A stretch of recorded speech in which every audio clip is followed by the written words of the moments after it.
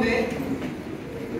Mtakatifu, mtakatifu Baba uketie mahali pasilicho mbinguni, tuna kila sababu ya kusema asante, maana kwa pamoja nasi tangu asubuhi mpaka ibada saa hii. Wana na binti zako Baba, tumekuja mbele zako, sio kwamba tunastahili machoni pako Baba, bali kwa dhambi. Naomba tutakase kwa damu yako ya msalabani. Baba wa mbinguni, sasa hivi watoto wako tunaingia katika ibada. Tunaomba malaika wako waweze kuwa pamoja nasi, kwani tunaamini utakuwa nasi. Kwa jina lako Yesu, amina. Amen.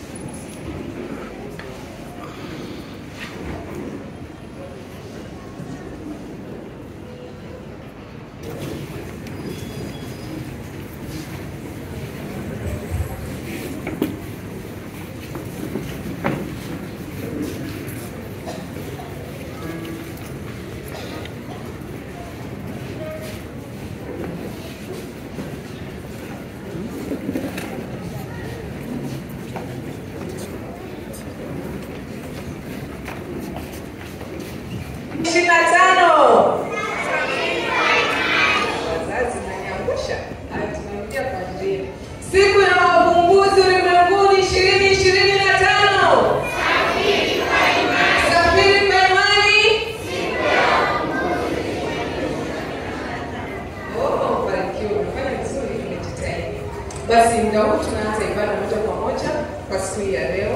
Nipende kuwaalika wote na kuwakaribisha katika ibada ya siku ya leo.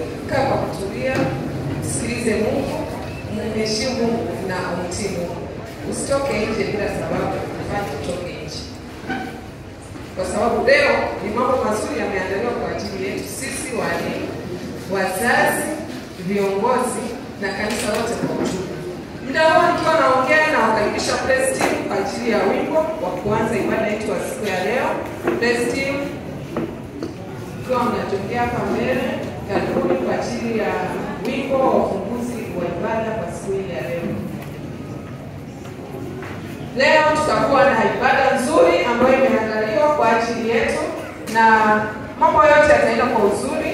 Tunachohitaji ni kumwalika Roho Mtakatifu akae nasi katika ibada hii ya leo, atupatie utulivu na unyenyekevu, lakini pia yote yatakayofanyika yafanyike chini ya uongozi wa Roho Mtakatifu.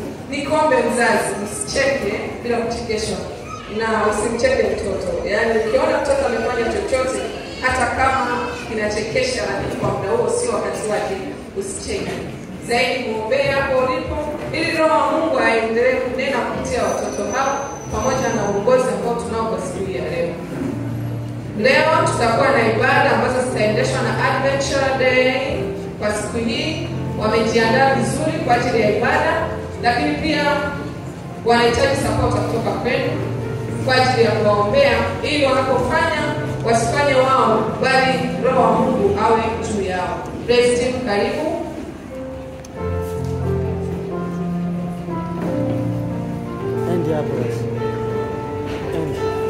Wimbo tunaimba 236 vitabu vya watoto.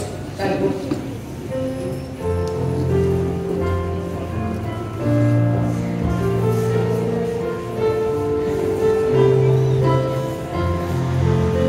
Washiriki tusimame kwa ajili ya wimbo.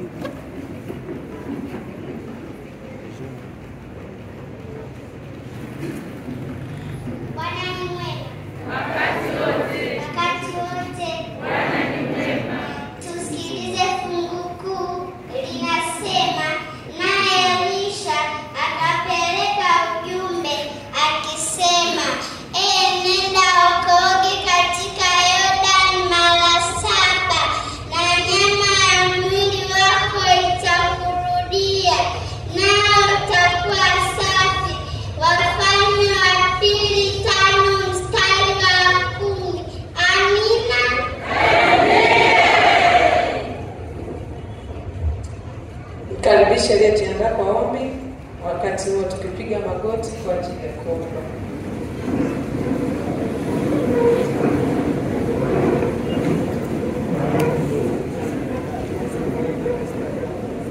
Tufumbe macho tuombe. Mtakatifu, mtakatifu, mtakatifu, Baba yako mbinguni, umetulinda mpaka muda wa sasa hivi. Uendelee kutulinda tunapokariri mafungu, walinde na wengine, walinde na wagonjwa, utulinde wote kwa Yesu Kristo. Amina.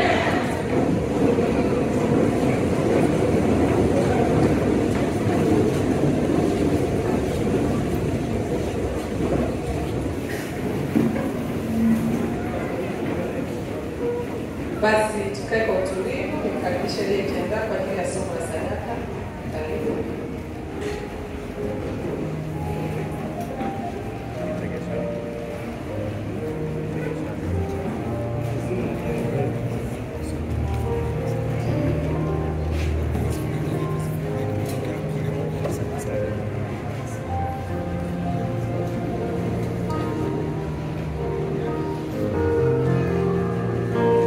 Sikiliza somo la sadaka. Lakini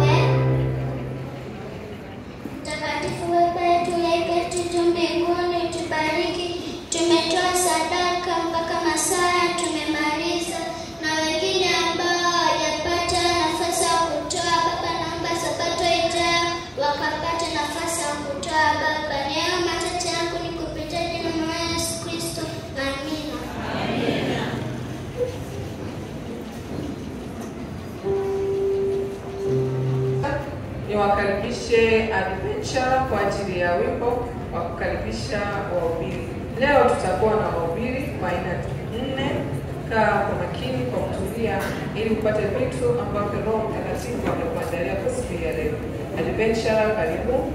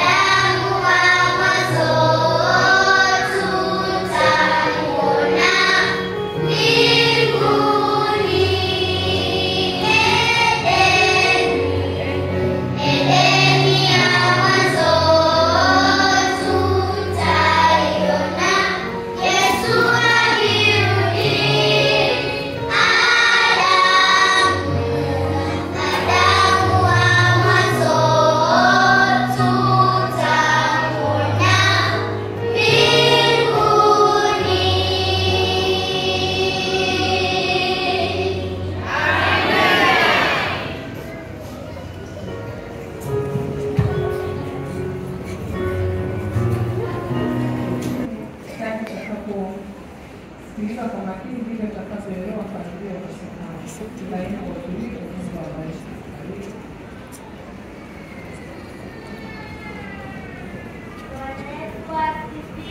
Amina. Watoto wenzangu hamjambo? Hatujambo. Wakubwa shikamoo. Leo ni siku ya duniani. Zaidi ya 200 zimeungana kusherehekea pamoja siku hii ya leo. Somo langu la leo linasema safari za imani. Takatifu, takatifu, takatifu.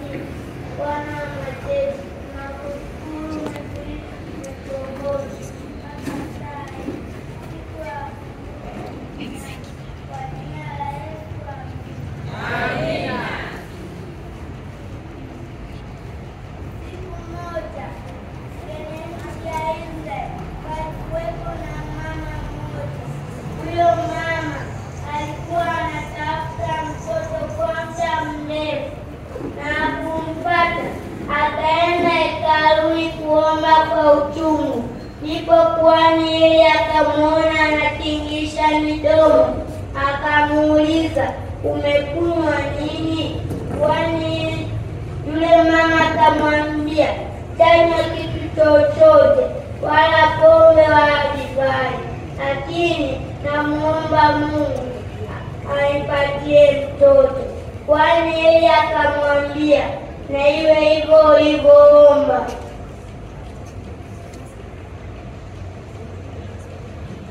Siku moja Samuel alikuwa amelala, akasikia sauti inamwita, Samuel, Samuel, Samuel. Akaamka kukimbia kwa kuhani Eli. Nipo hapa kwa maana ulikuwa unaniita. Kuhani Eli akamwambia, kukuita, rudi ukalale. Akarudi kulala, akasikia tena sauti inamwita, Samuel, Samuel, Samuel. Akaamka kukimbia kwa kuhani Eli. Nipo hapa kwa maana ulikuwa unaniita. Kuhani Eli akamwambia, kukuita, rudi ukalale. Akarudi kulala, akasikia tena sauti inamwita. Ilikuwa ni mara ya tatu. Akakimbia kwa kuhani Eli. Nipo hapa kwa maana ulikuwa unaniita. Kuhani Eli alijua ni Mungu. Akamwambia, ukisikia tena sauti inakuita, useme hivi, tena Bwana, kwa kuwa mtumishi wako nasikia. Akarudi kulala, akasikia tena sauti inamuita, Samuel, Samuel, Samuel. Akaamka, nena Bwana, kwa kuwa mtumishi wako nasikia. Ukiwa wewe ni mtoto mdogo, haujui kusoma na kuandika, ukimwomba Mungu kwa imani atakufundisha. Ukiwa wewe ni mama, hauna mtoto kama yule mama, ukiomba kwa imani Mungu atakupatia. Ukiwa wewe hauna fedha, ukimwomba Mungu kwa imani atakupatia. Samuel akakua, akawa mtu mzima, akaheshimiwa katika Israeli. Siku moja Israeli walikuwa wanatafuta mfalme. Samuel akamchagua Sauli.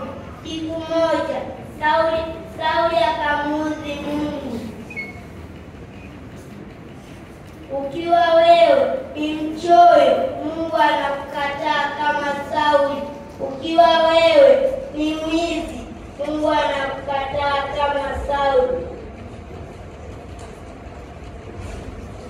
Mungu akamtuma Samuel kwenye nyumba ya Yese. Samuel akaenda kwenye nyumba ya Yese, akamwambia Yese, ingiza vijana wako wote 8. Akaingiza vijana 7. Walikuja vijana wakubwa ambao wana miili mikubwa, wanajua kupambana.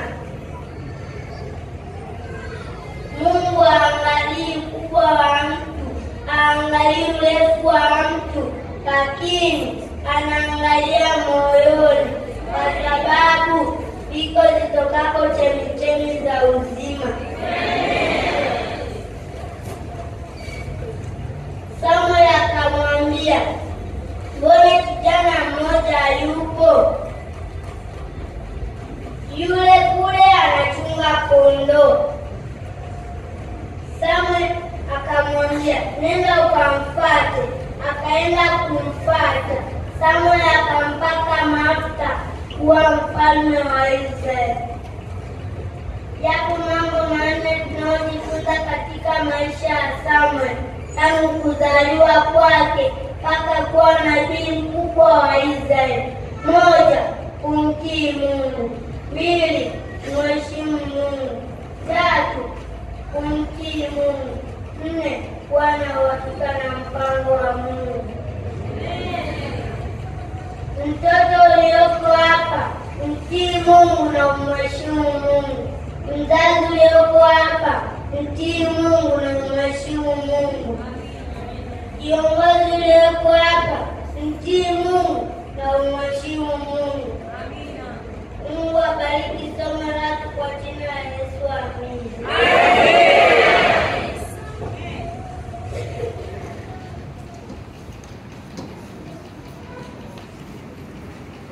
Bwana ni mwema na wakati wote. Bwana ni mwema wakati wote. Punga mkono kama unafurahi siku ya leo ya Sabato ya Wakumbuzi ulimwengu mzima. Leo ni siku yetu ya furaha. Moto wetu wa leo unasema siku ya Wakumbuzi ulimwenguni 2025. Wewe hapa utaitikia safiri kwa imani. Siku ya Wakumbuzi ulimwenguni 2025. Safiri kwa imani. Safiri kwa imani. Siku ya Wakumbuzi ulimwenguni 2025. Siku ya Wakumbuzi ulimwenguni 2025. Safiri kwa imani. Safiri kwa imani. Siku ya Wakumbuzi ulimwenguni 2025. Tunakushukuru Mwenyezi Mungu kwa kutulinda toka siku ya kwanza ya juma mpaka siku yako ya leo ya Sabato takatifu. Basi jina lako litakatifu. Baba, leo ni siku ya Wakumbuzi ulimwengu mzima. Vile tunapoenda kujifunza somo tunasema, je, tumefika hapo? Tupatie uzima wa uzima, naomba katika jina la Yesu Kristo. Amen. Somo langu linasema, je, tumefika hapo? Je, tumefika hapo? Somo linasemaje? Somo linasemaje?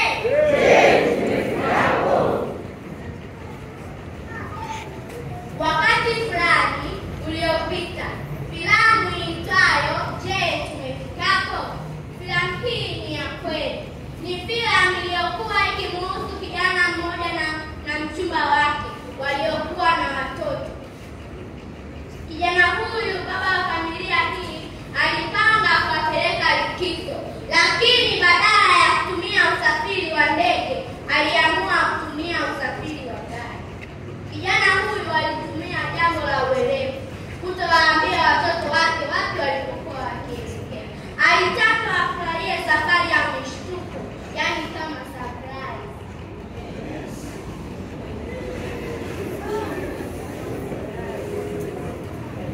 Janga baada ya janga ilipiga safari nzima, na kile ungeweza kusikia watoto wakiuliza, je, tumefika hapo? Je, tumefika hapo? Kijana huyu alichowajibu watoto wake ni kwamba kuweni na imani katika safari yenu. Kuweni na imani katika safari yenu. Washiriki mnasemaje? Washiriki mnasemaje? Hata leo hii wakumbuzi wenzangu, watafuta njia, washiriki, wazee wa kanisa pamoja na wazazi wetu, jambo lolote linapopiga safari zetu, kinachotupasa tu ni kuwa na imani. Kinachotupasa tu ni kuwa na imani. Kinachotupasa tu ni kuwa na nini? Imani. Kinachotupasa tu ni kuwa na nini? Imani. Katika Biblia kuna mtu aliyempenda Mungu sana na aliyeipenda familia yake kwa zaidi. Kwa hiyo aliipenda familia yake kuliko nchi yake. Siku moja Mungu alimwagiza mtu huyu kuacha nchi yake na kufuata maelekezo yake. Akamchukua mke wake, watumishi wake na mali zake zote, akasafiri kwenda katika nchi ya ugeni.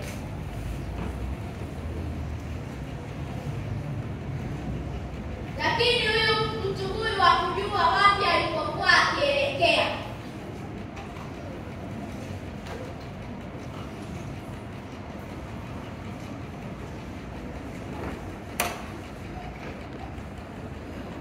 Watu wote waliomzunguka hawakumwabudu Mungu, na ikiwemo baba yake.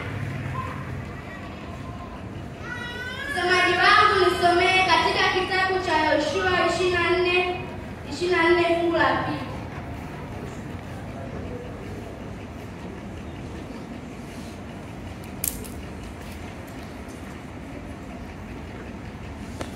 Yoshua 24 fungu la 2.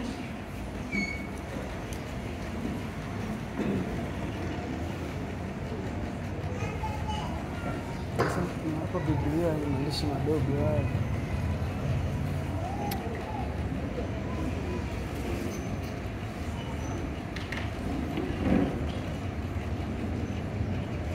Yoshua 24 fungu la 2.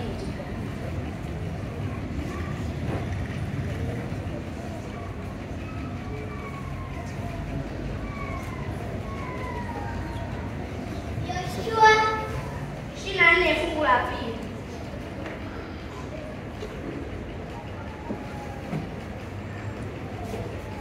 Yoshua akawaambia watu wote, ndio Bwana Mungu wa Israeli ndio asema hivi: baba zenu hapo zamani walikaa ng'ambo ya mto, ndio maana Tera baba yake Ibrahimu naye ni baba yake Nahori, wakaitumikia miungu mingine. Shia kwa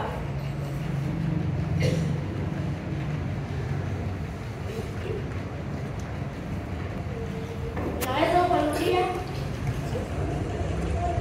Yoshua akawaambia watu wote, ndio Bwana Mungu wa Israeli asema hivi: ndio baba zenu hapo zamani walikaa ng'ambo ya mto, maana Tera baba yake Ibrahimu naye ni baba yake Nahori, wakaitumikia miungu mingine. Sasa maana ya kuitumikia miungu mingine ni kumwabudu Mungu mwingine tofauti na Mungu aliye juu mbinguni. Ibrahimu yeye, maana ya kuitumikia miungu mingine ni kumtumikia Mungu mwingine tofauti na Mungu aliye juu mbinguni.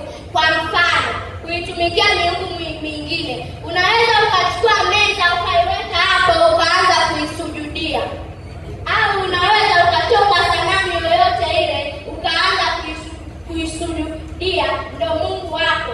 Lakini hatupaswi kumsujudia Mungu miungu mingine, tunapaswa kumsujudia Mungu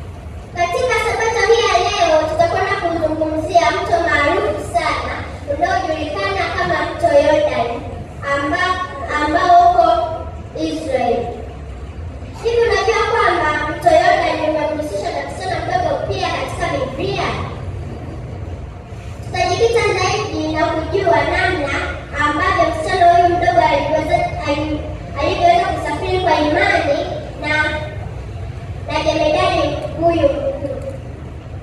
Safiri kwa imani na msichana mdogo. Msichana huyu mdogo aliwezaje kusafiri?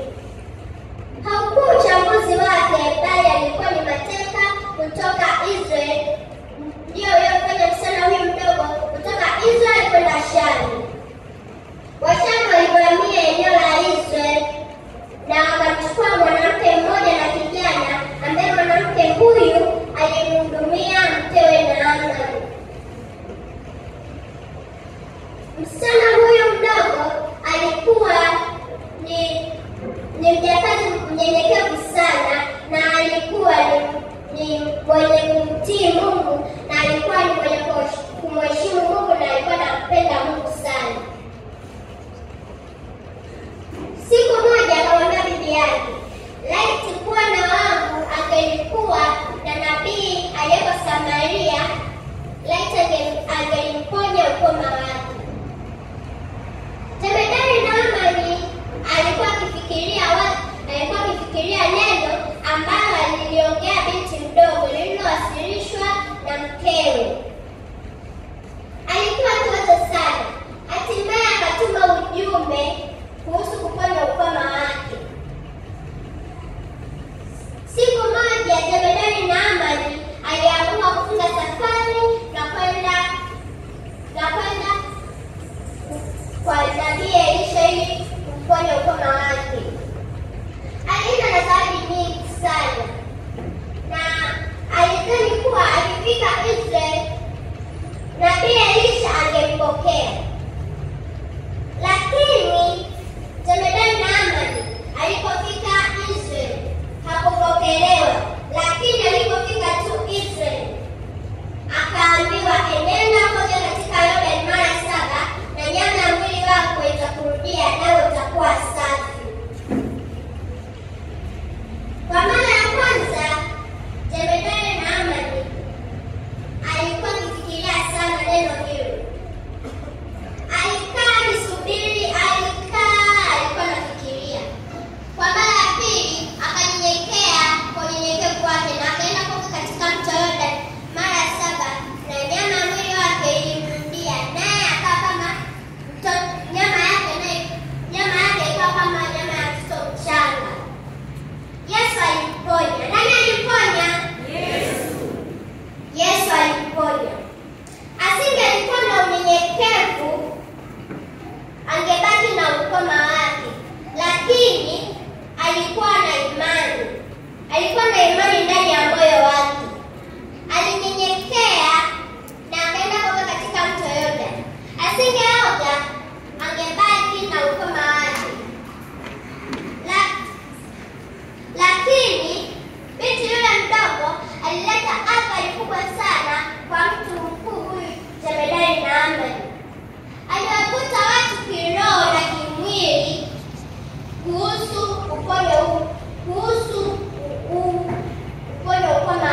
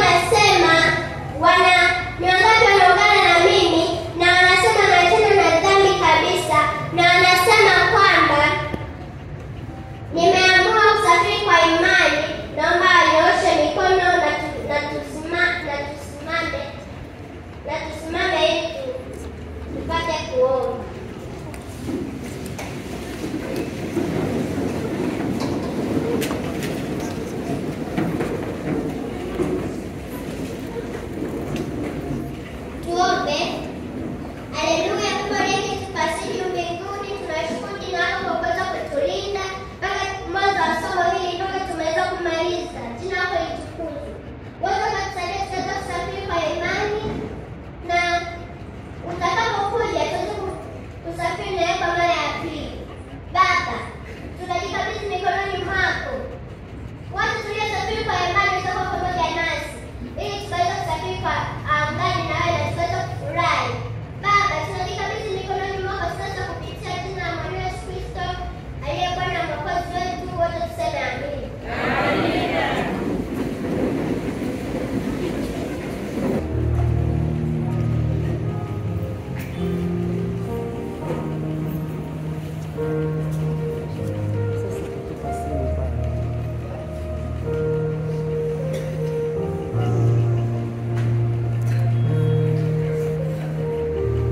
Kanisa nasemaje?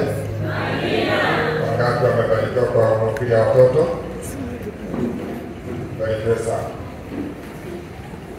Sio na wasiwasi, bado muda kidogo, hatutachelewa sana. Asubuhi hii, mchana huu, tunaenda kuungana na watoto. Kwa nini somo linasema safiri kwa imani?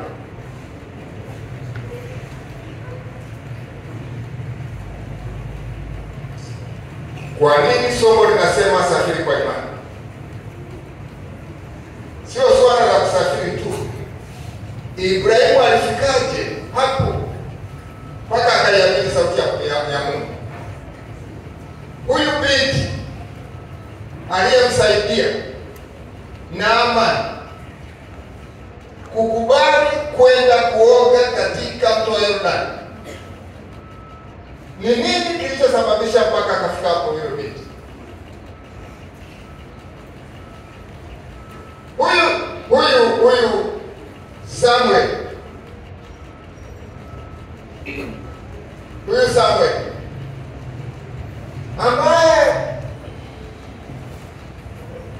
hubiri la kwanza limezungumza habari zake, aliyepatikana kwa kuomba. Ni nini kilichosababisha mpaka akawa mfalme, akawa kuhani, akafanya mambo makubwa ya Israeli? Ni nini? Jana huu wewe ambaye kwa swala si kusafiri kwa imani, swala ni namna gani tunaweza tukawafanya hawa wavumbuzi wakasafiri katika imani, kwa imani, wakasafiri kwa imani hadi wakabaki ndani ya kanisa wameshikamana na Mungu. Hiyo ndio hoja ya msingi ya hitaji la somo hili. Sio swala la kusema tu tunasafiri kwa imani. Lazima ujue ninawezaje kufika mahali ninapotakiwa kufika. Yesu alikuja akayaishi maisha duni ili afanye uwezekano uwepo kwangu na kwako kusafiri kwa imani. Na ndio maana alikufa msalabani, ndio maana alisulubiwa, alikubali kubeba mzigo wa dhambi. Yeye ambaye hakuhusika na dhambi, yeye ambaye hakuvunja maagano ya Mungu, lakini alikubali kubeba dhamana yako na yako, ili wewe ambaye ungepotea milele, ningepotea milele, nihesabiwe haki, nipate uzima wa milele ambao sikustahili, lakini yeye amenistahilisha. Jana huu nahitaji kwa kujumuisha masomo haya upate kujua Mungu anakusudia nini kama kanisa, kama mzazi, kama mlezi, kama kiongozi.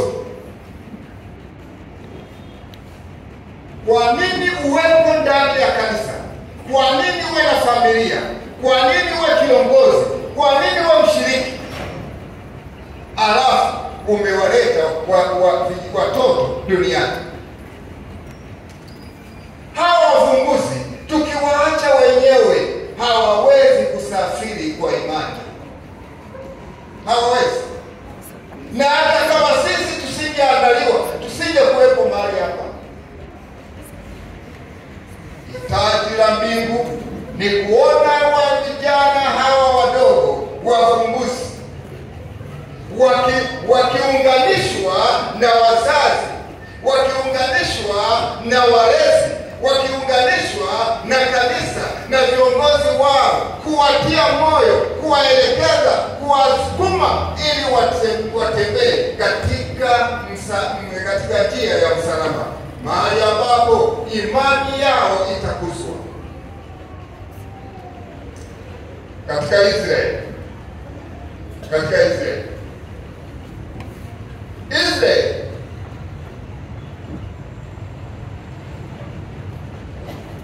kazi ya malezi, na leo kazi ya malezi ni ya mzazi aliyezaa mtoto. Kanisa linatusaidia sisi wazazi. Kanisa linabeba dhamana ya kusaidia, lakini halihamishi nafasi yako ya malezi. Na mwalimu wa kwanza katika Israeli na mwalimu wa kwanza katika ulimwengu tulionao ni mzazi, ndiye anayepaswa kushughulika na mtoto. Lakini basi Mungu amelipatia nafasi dhamana kanisa ili liweze kuhusika katika malezi ya watoto. Israeli kulikuwa na kitu kinaitwa Shema. Israeli kulikuwa na kitu kinaitwa Shema. Shema. Naomba tuangalie kitabu cha Kumbukumbu ya Torati. Kumbukumbu ya Torati.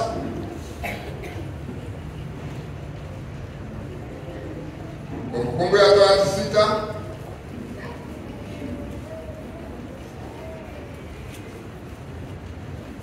Kumbukumbu ya Torati 6 mstari wa 4 na 5.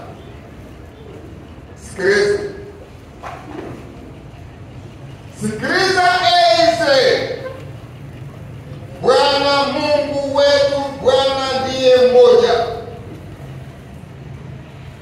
Mstari wa 6 kwa 5. Nawe mpende Bwana Mungu wako kwa moyo wako wote na kwa roho yako yote na kwa nguvu zako zote. Sikiliza ewe Israeli, Mungu Bwana wetu ndiye mmoja.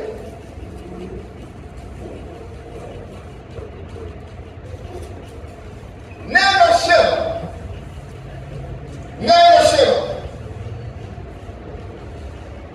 ni neno ambalo linakuandaa kwamba kuna jambo la msingi. Unapaswa uache mambo mengine yote,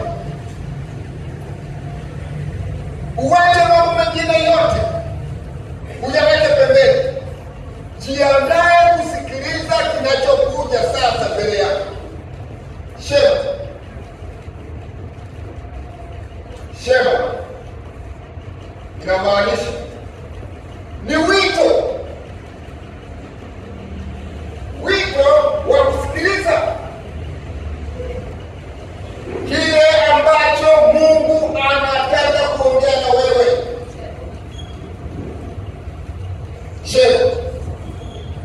Shema, Mungu anakutayarisha, anakutaka na kukuambia ya kwamba yeye ndiye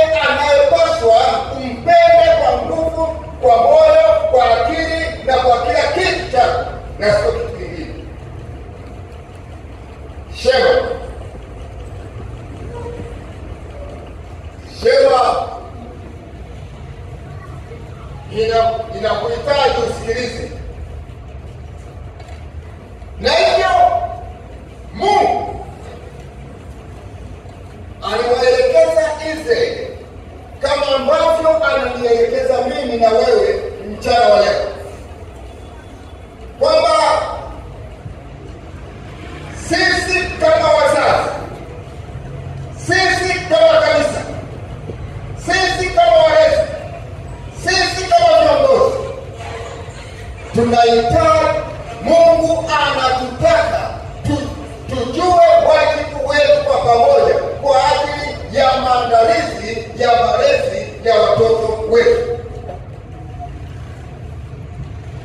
kwa sababu hakuna namna nyingine ambayo tuna uwezo tutafanya hao watoto wakaendelea kutembea katika safari ya imani bila kuwa na Mungu, bila kuwa na mtu ambaye amewaandaa kusafiri katika imani.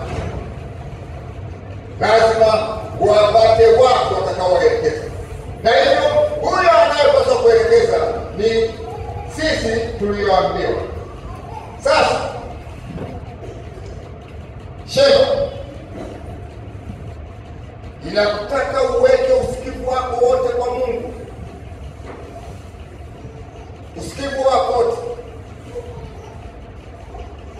Na katika Israeli, kwa kutumia hii Shema,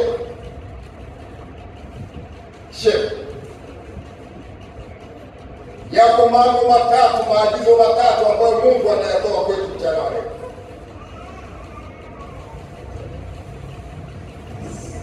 Maagizo matatu ambayo Mungu anayatoa kwetu. Jambo la kwanza linapatikana Kumbukumbu la Torati 6:4 na mpaka wa 9. Anasema wafundishe watoto, wafundishe, kwamba kila mzazi aliyoko hapa, kila mlezi, kila mshirika aliye ndani ya kanisa hili, kila kiongozi analazimika kusikiliza sauti ya Mungu. Bwana Mungu anatoa wito wa kuandaa watoto hao ili waweze kutembea katika safari ya imani. Na ndiyo kanisa Bwana limeweka siku hii ya wavumbuzi ili tuweze kuwasaidia watembee safari ya imani, wajue ni namna gani wanaweza kuambatana na Mungu, ni namna gani watu wanaweza kumheshimu Mungu, wajue namna ambavyo wanaweza kumtumikia Mungu, wajue ambavyo Mungu anachukizwa na ibada ya namna yote ile isiyofaa. Shema katika Israeli ilikuwa ikifanyika asubuhi na jioni. Shema ni wito wa ibada ya asubuhi na jioni. Mzazi, mlezi, kanisa lina mikakati ipi ya kuwasaidia hawa vijana wadogo waliomo ndani ya kanisa waweze kujua kwamba Mungu anapaswa kuheshimiwa asubuhi na jioni? Kabla ya kufanya chochote, unapomaliza siku umalize na Bwana. Wanapaswa wapate mtu atakayewasaidia. Israeli, Shema ilifanyika asubuhi na jioni. Shema. Jambo la pili, kwa hiyo Mungu anataka ufundishe watoto asubuhi na jioni. Wale wazazi ambao tuna watoto lakini tunapuuza ibada ya asubuhi, ibada ya jioni, eti tunakimbizana na mikate, haujatenda kile ambacho Mungu anataka ukitende. Agizo la pili linapatikana katika kitabu cha Hesabu. Kitabu cha Hesabu, Hesabu 15, Hesabu 15 mstari wa 37 hadi wa 41. 37 hadi kwa 41, Hesabu 15.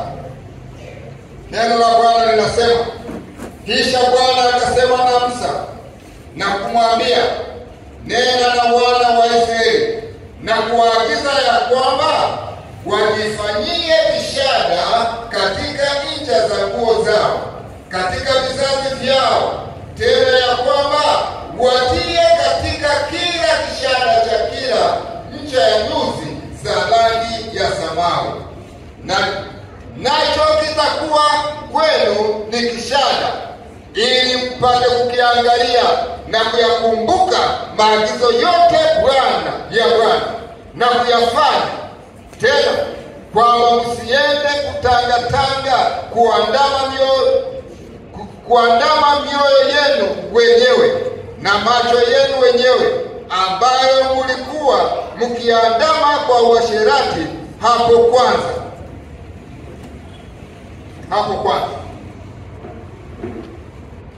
Mstari wa 40, ili mpate kukumbuka ya kwamba maagizo yangu yote na kuwa watakatifu kwa Mungu wenu. Mstari wa 41, mimi ndimi Bwana Mungu wenu niliyewaleta kutoka katika nchi ya Misri, ili kwamba niwe Mungu wenu. Mimi ndimi Bwana Mungu wenu. Katika Israeli,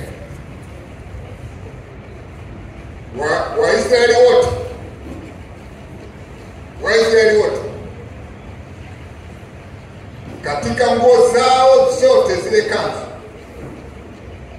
waliweka vishada,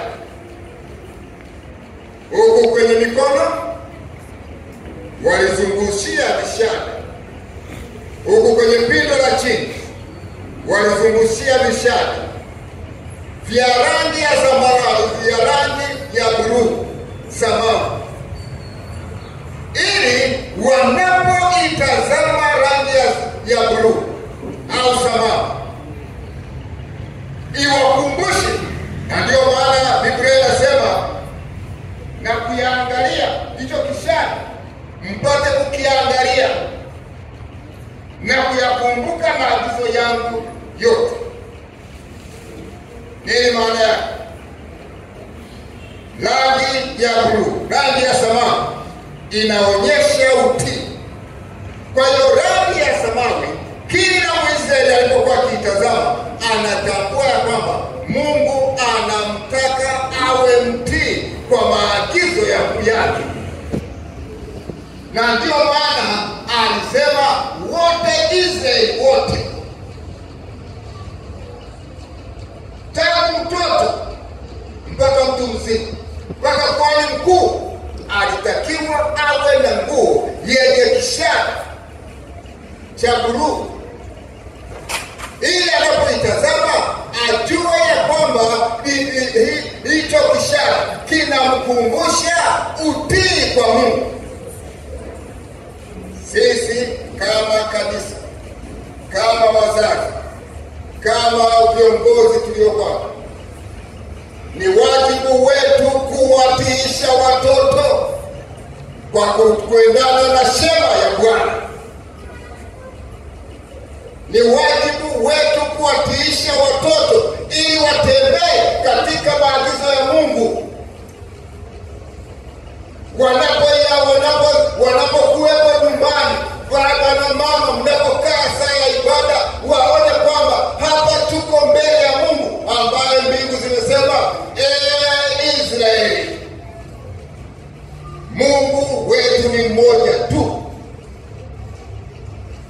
Lazima watoto wako waelekezwe kwamba hatuna Mungu mwingine isipokuwa Mungu wa mbingu na nchi na bahari na vyote vilivyo, vinavyoonekana na visivyoonekana. Huyo peke yake ndiye anayepaswa kutiiwa na sio kingine. Kwa hiyo sisi kama wazazi, kama walezi, kama viongozi, tunapopuuza jambo hili, hawa watoto tunawaharibu. Hawa watu hatumpendezi Mungu, kwa sababu hiyo ni agizo la Mungu kwamba watoto ni zawadi. na ni wa kwake, na anataka yeye ndiye awafundishe. Na ndio maana akaiambia Israeli iko Shema. Wito wa ibada ya kweli kwa Mungu, wito wa kumpatia Mungu kicho na heshima wakati wote. Agizo la 3 linapatikana katika kitabu cha Kumbukumbu ya Torati 11 mstari wa 13 mpaka 21. Kumbukumbu ya Torati, Kumbukumbu ya Torati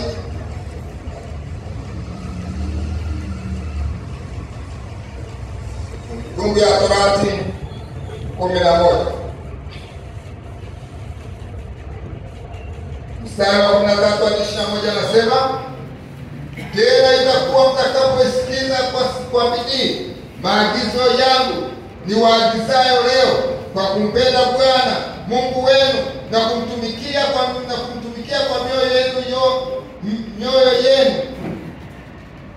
yote na roho zenu zote, ndipo mtakapowapa mvua ya nchi yenu kwa wakati wake, na mvua ya masika na mvua ya vuli, mpate kuvuna nafaka yako na divai yako na mafuta yako. Nami nitakupa nyasi katika mavue yako, kulisha wanyama wako na mifugo, nao utakula na kushiba. 16 Jitunzeni nafsi zenu, mioyo yenu isije ikadanganywa, mkageukia na kuitumikia miungu mingine na kuiabudu. Hasira za Bwana zikawaka juu yenu, naye akafunga mbingu, kusiwe na mvua, wala nchi isitoe matunda yake. Mkaangamia kwa uwepesi, mtoke katika nchi nzuri awapayo Bwana. 18 Kwa hiyo yawekeni maneno yangu mioyoni mwenu na rohoni mwenu, yafungeni yawe dalili juu ya mikono yenu, nayo yatakuwa kama utepe katikati ya macho yenu. Nayo yafunzeni vijana wenu kwa kuyazungumza uketipo katika nyumba yako, na utembeapo njiani, na ulalapo na uondokapo. 20 Tena yaandike juu ya miimo ya nyumba yako, na ujue juu ya malango yako, ili siku zenu zifanywe nyingi na za vijana wenu, nao juu ya nchi Bwana aliyowaapia baba zenu kuwa atawapa, kama zilivyo siku za mbingu juu ya nchi. 21 mwisho. Agizo la 3 ninakutaka kama mzazi kumwamini, kuweka imani yako kwa Mungu, kuweka imani yako kwa Mungu, kumfanya Mungu kuwa ndiye tumaini lako. Mungu anakutaka, Mungu ananitaka nitambue ya kwamba yeye ndiye anayeruhusu mvua inyeshe au isinyeshe. Yeye ndiye anayetoa baraka za chakula au maondoe chakula. Yeye ndiye kuleta uhai. Yeye ndiye kila kitu katika maisha yetu. Kwa hiyo anahitaji tumtumaini yeye. Tusitazame kitu kingine. Hayo maagizo 3. Agizo la kufundisha, agizo la kufundisha, agizo la kuwatiisha watoto, agizo la kuwafanya Mungu awe tumaini lao, kwamba popote wanapopita, popote wanaposafiri, waweke imani yao kwa Mungu, kwamba yeye peke yao ndiye anaweza kuwafikisha mahali popote, ndiye anaweza kuwafikisha popote, ndiye anaweza kuwafanyia chochote, ndiye anaweza kuwapa uhai na kuwalisha na kuwawezesha.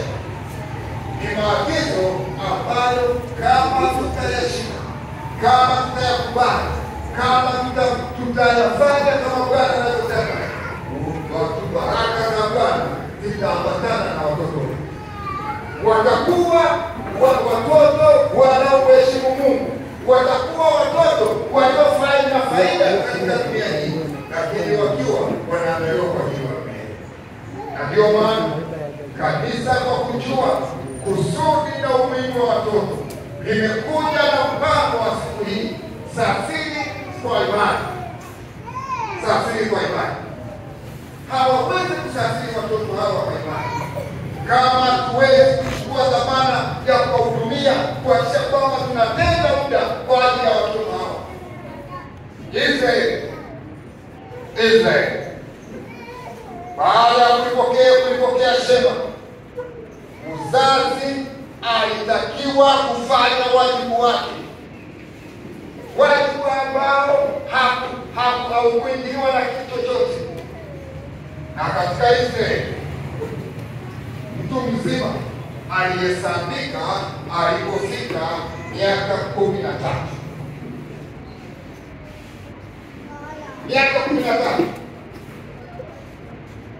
Miaka 13, mtoto kijana ambaye anabalee na kuvunja ungu aliyesambika kuwa ni mtu mzima. Kwa nini? Alipitishwa kwenye Shema. Alipitishwa kwenye Shema. Na msichana alikuwa na miaka 12 anahesabika ni mtu mzima.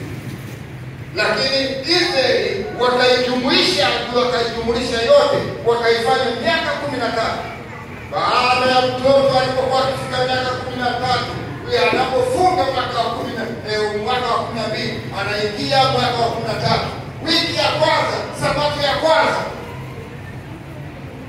baada ya kutoka katika siku yake ya kuzaliwa, ile sabato ya kwanza asubuhi, mzazi alikuja kanisani akiwa na kijana wake, akiwa na binti yake, wanamleta mbele ya makuhani.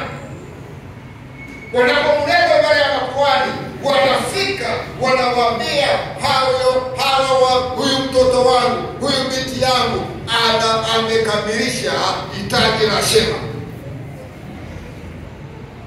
Sema amezaliwa tarehe fulani, mwaka fulani, leo anafunga miaka 13. Shema ile kuhani akiwa na mnyama wake wa shukrani, ibada inafanywa, viapo vinafanywa, analetwa binti, analetwa kijana, wanasimama mbele ya makuhani, wanaapishwa,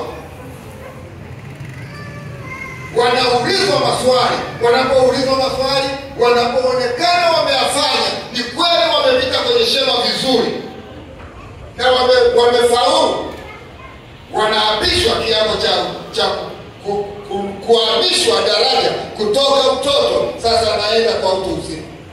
Na hapo mzazi hataika. Ndipo mzazi anaposimama na kutangaza akisema, asante Baba, asante Mungu, kwa sababu umekuwa mwaminifu kwangu. Umenipatia hekima, umenipatia maarifa ya mbingu, nami nimefanya sehemu yangu kwa uaminifu kwa ajili ya binti yangu, kwa ajili ya kijana wangu. Na leo ninatangaza mbele ya mbingu kwamba sina deni kwa huyu mtoto, sina deni kwa huyu binti, sina deni kwa huyu kijana, kwa sababu Shema yote nimeiweka kwake. Kijana anaulizwa, anapokea, anasema ni hakika. Kwa hiyo tangu siku hiyo amehama daraja kutoka kwenye utoto, anaingia kwenye utu mzima. Na ndio maana unapojifunza habari za Musa alipolelewa na mama yake mpaka miaka 12, mwaka wa 12 alipofunga miaka 12, mama yake na Musa akamchukua, akampeleka, akamrudisha kwa binti wa Farao. Shema, wapendwa wangu, Shema inahitajika kuifanya kwa ajili ya vijana wetu. Tunahitaji kuwasaidia vijana wetu ili wakue katika nguvu ya Mungu, wapate kujua ya kwamba Mungu peke yake ndiye anayepaswa kumtazama. Kwa hiyo sisi wazazi tunapaswa kuhakikisha kwamba tunawasaidia watoto. Tusiwapuuze watoto wetu, tusiwapuuze. Nahitaji kusoma quotation fulani hapa chache kwa ajili ya kuona umuhimu wa malezi. Unajua dunia ya sasa, wazazi wengi tumepofushwa. Tumekuwa vipofu kwa ajili ya watoto wetu. Tumekuwa vipofu. Watoto wetu tumewasahau. Na hivyo shetani anashughulika vibaya mno. Na ndio maana watoto wamefika mahali fulani wamewachanganya wazazi. Ukisoma Biblia juu ya Samuel, Biblia inasema baada ya Ana kumpata Samuel, akakaa naye mpaka alipofunga kumnyonyesha. Muda wa kunyonyesha ulipokwisha, Samuel alipoachishwa titi, Ana akabeba Samuel akamleta mbele ya kuhani na akamwambia, baba, mimi ndiye yule mwanamke siku ile ulisema nilikuwa nimelewa mvinyo, ambaye nilikuwa nimemimina moyo wangu kwa baba, na baba akasikia teso langu na akanijalia kupata mtoto. Na kwa sababu amenipatia mtoto, nilitoa ahadi kwamba atakaponipa mtoto wa kiume nitamleta mbinguni pa Bwana. Nimemletea Bwana mtoto Samuel. Kwa maana nyingine, Biblia inatuambia Samuel alipelekwa hekaluni chini ya kati ya miaka 2 hadi 3. Na mama wake anasema miaka 3 ya kwanza ya kuzaliwa kwa mtoto ni ya muhimu sana kuingiza kila kitu kinachotakiwa kabla ya kufika miaka 7. Some maneno fulani ya unabii ya roho ya unabii.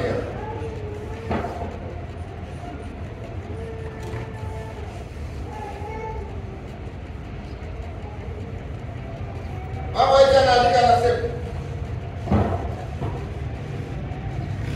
bidii isiyokoma lazima idhihirishwe katika malezi ya watoto wetu. Kwa ila zake nyingi, Shetani anaanza kufanya kazi na hasira zao na mapenzi yao mara tu wanapozaliwa. Usalama wao unategemea hekima na malezi makini ya wazazi. Ni lazima wajitahidi kwa upendo na hofu ya Mungu kushughulika na bustani ya mioyo, kupanda mbegu nzuri za roho iliyo sawa, tabia sahihi na upendo na hofu ya Mungu. Mama White anasema Shetani anaanza kufanya kazi katika mioyo ya watoto baada tu ya kuzaliwa. Wewe unayesema mtoto mdogo hajui kitu, mtoto mdogo hajui chochote, atakapokuwa atajua, utakuwa umechelewa. Na hili ni kitabu cha Adventist Home, ukurasa ule wa 202. Anasema jambo lingine tena, jifunze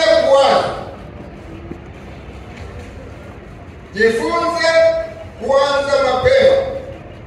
Mafunzo ya mapema ya watoto wachanga ni somo ambalo wote wanapaswa kulisoma kwa uangalifu.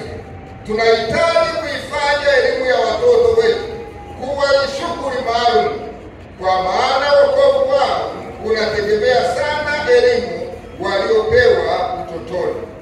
Wazazi na walezi lazima wao wende kudumisha usafi wa moyo na maisha, ikiwa wanataka watoto wao wawe safi. Elimu ya malezi ya watoto wachanga. Tuanze mapema. Usisubiri mtoto akue.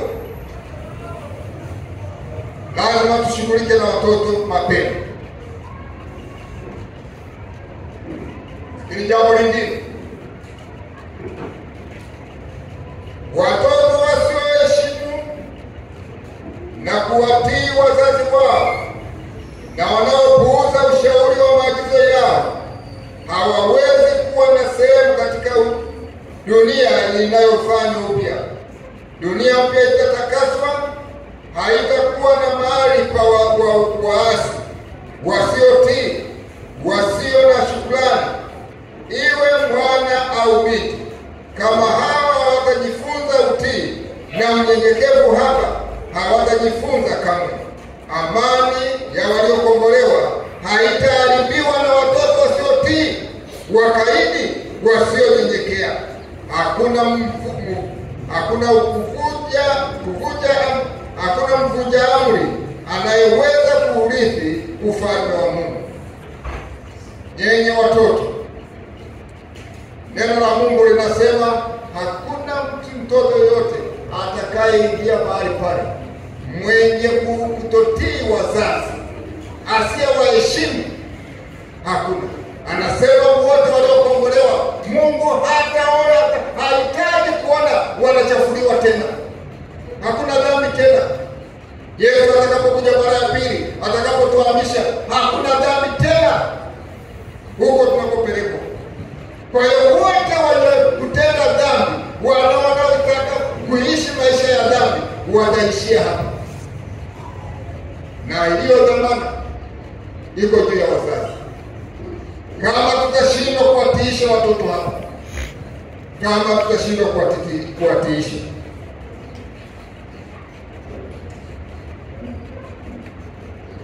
na nimalizie kitu kimoja hapa.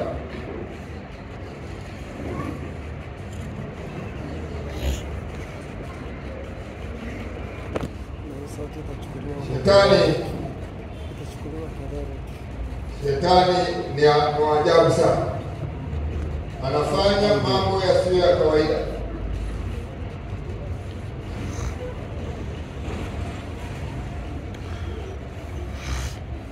Anafanya mambo yasiyokuwa ya kawaida. Kwa hiyo tunapaswa kutambua namna Ibilisi anavyoshughulika na watoto. Katika kitabu cha Abigaili ukurasa wa 289 anasema wanapoafifisha usahihishaji ufahamu, inawatetemekea haswa akina mama. Ninapowaona wakiwa vipofu sana na wakiwa na hisia ndogo mno kuhusu majukumu ambayo yanamhusu mama, wanamuona shetani akifanya kazi ndani ya mtoto mwenye jeuri, akiwa bado mdogo sana, wa umri wa miezi michache tu. Wanamuona mtoto huyu akiwa amejaa tamaa mbaya. Shetani anaonekana kumiliki kikamilifu. Mama yetu anasema anatusikitikia sisi, hasa wazazi wa kina mama, wale ambao tumepewa dhamana ya kulea watoto hao tuliowapata, kwamba shetani ametupofusha. Maisha yetu sasa ni kuangalia vikoba. Maisha yetu sasa ni kufukuzana na mkate asubuhi mpaka jioni mpaka usiku. Hatuna muda na watoto. Watoto wanajilea. Mama anasema watoto, shetani anafanya kazi na umri wa watoto wa miezi michache tu. Yaani mtoto anapozaliwa katika umri wa miezi michache hiyo, hajafikisha hata mwaka, shetani ameanza kufanya kazi ndani yake. Na hata wengine anaanza kufanya watoto bado wako tumboni. Wewe unapuuza. Wapendwa, mchana wa leo ni waombe, saidia watoto Mungu aliyotupa kama zawadi. Wekeza shema ndani ya watoto ili wakue. Baada ya miaka michache, kama Yesu atachelewa, sisi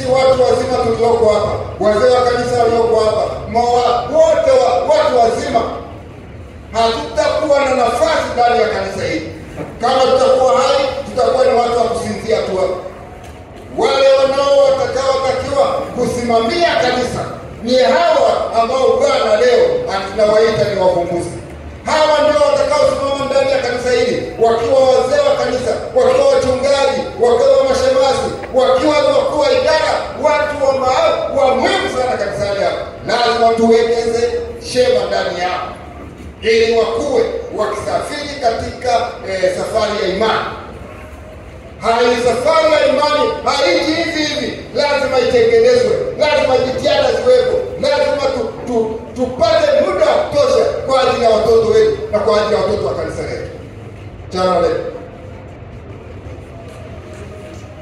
wangapi wanaungana na kanisa kwamba asante Baba kutupatia nafasi ya kujua namna ya kusafiri, kuwafanya watoto wetu wasafiri kwa imani.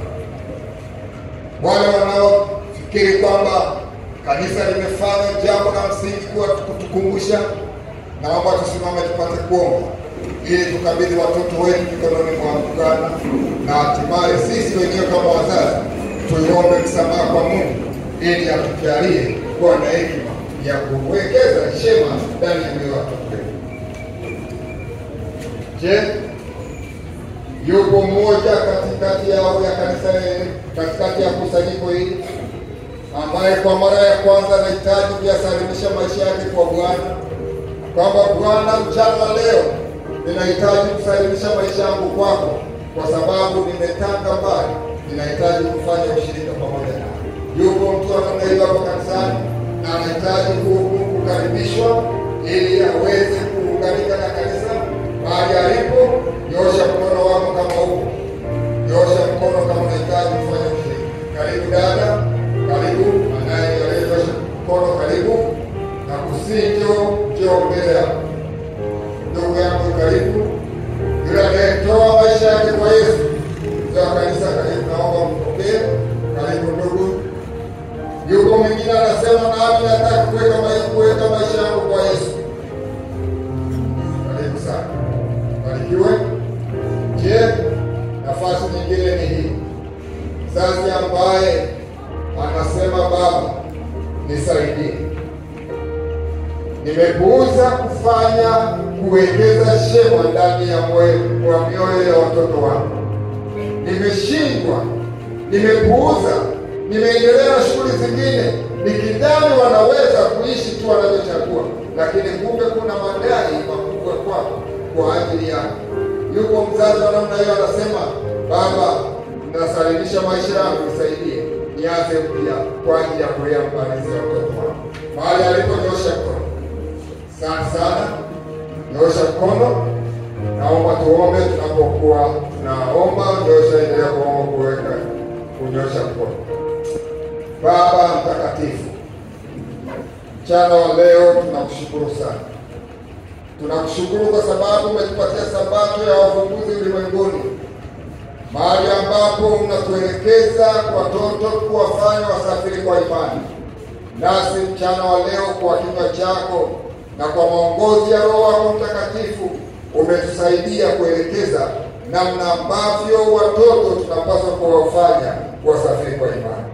Ninaomba mahali ambapo tumekosea, mahali ambapo tumepuuza, mahali ambapo tumezembea, tunaomba Bwana utusamehe. Tuanze upya pamoja nao. Kazi ni ngumu, lakini tunahitaji tunaposalimisha maisha yetu kwako, Roho wako Mtakatifu atusaidie ili tuweze kufanya kwa uaminifu. Mahali ambapo tulikosea, tusahihishe kabla tujapoteza nafasi hiyo. Na watoto wetu uwaguse wewe mwenyewe, uwabadilishe, uwafinyange ili wakubali kugeuka na kuwa watiifu. Yale maagizo unayotuambia tuwafundishe, tuwatiishe, tuwafanye wa kuamini, na wewe peke yake ndiye pekee wa kuamini. Ninaomba utusaidie kuyakaza katika maisha yako. Lakini kabla tujafanya hivyo, tusaidie sisi tukuheshimu. Tusaidie sisi tukutii. Tusaidie sisi tuweke imani yetu kwako ili waone mfano na hatimaye tuwasafiri kwa imani. yupo mtumwa wako, kijana wako Maria, amesimama hapa miguu yake na amejitokeza mbele, anahitaji kufanya ushirika pamoja nao. Tafadhali Muumbaji na Mwokozi wangu, usimpite. Unajua changamoto alizonazo, unajua shida zinazomsumbua, unajua wapi aliteleza, wapi ameishi na kutenda yapi ambaye ameyatumikia, lakini mchana wa leo anajisalimisha kwako, kama akitafuta msaada, akitafuta umguse na umvute katika msalaba wako. Fanya hivyo Baba kwa utukufu wako, na unapomvuta katika msalaba wako, muimarishe imani yake. Nizi mambo yote aliyochangamana nayo yasiyokupendeza, Baba, mpe roho na moyo wa kuyakataa na kuyachukia na kugeuka na kutembea pamoja nao tangu sasa hadi mwisho wa maisha yake. Wote tuliosimama tunakiri kwamba hatufai, na kwa sababu hatufai ndio maana tumesimama, ili Bwana tustahilishe mbele zako. Pokea ibada yetu, samehe makosa na dhambi zetu, kubali kutufinyaga upya, ili tuwekeze shema kwa ajili ya watoto wetu na kwa ajili ya malezi ya kanisa, na kama viongozi, kama washiriki, kama wazazi, wote tushikamane pamoja kwa kuwekeza shema katika watoto wa kanisa hili. Asante Yesu, kwa sababu umesikia na kwa sababu unatenda, na kwa sababu hiyo tunaamini kwamba umeyafanya hayo katika jina la Kristo Bwana wetu. Amen.